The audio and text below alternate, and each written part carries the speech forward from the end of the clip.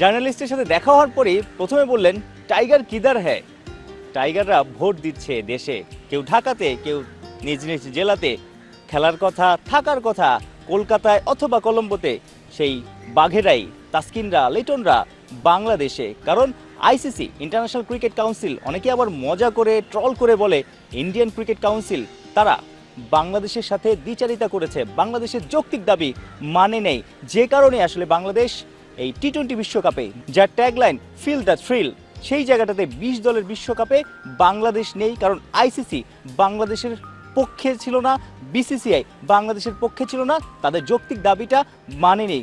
গল্পের শুরুটা মুস্তাফিজকে আইপিএল থেকে বাদ দেয়া। কলকাতা নাইট রাইডার্স নিলামে মুস্তাফিজকে নিল, অনেক হাইপ ছিল, কিন্তু নিরাপত্তার ইস্যু দেখিয়ে কিংবা যাই হোক, যেই রকমের পলিটিক্সই আসলে করুক, তারা মুস্তাফিজকে অসময়ে বাদ দিয়ে বিশ্বকাপের ঠিক আগে পুরো বাংলাদেশকে ছোট করেছে, বাংলাদেশের ক্রিকেটারদেরকে, ক্রিকেট বোর্ডকে ছোট করেছে, দর্শকদের ছোট করেছে, অপমান করেছে।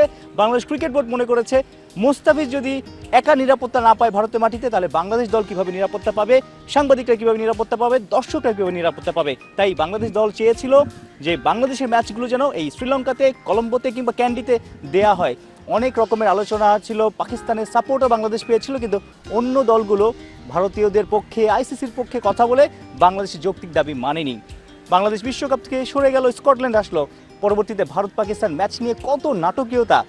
পাকিস্তান বাংলাদেশের সাথে ছিল, সঙ্গ দিয়েছে, যৌক্তিক দাবির সমর্থন করেছে, কিন্তু সবশেষ নাটকের শেষে আসলে ভারত পাকিস্তান ম্যাচ এই কলম্বোতে প্রেমদাসা স্টেডিয়ামে হচ্ছে। সব রকম আয়োজন আছে, সব কিছুই আছে, বিশ্বকাপ আছে, 20টা দল আছে, কিন্তু নেই একটা বড় দল।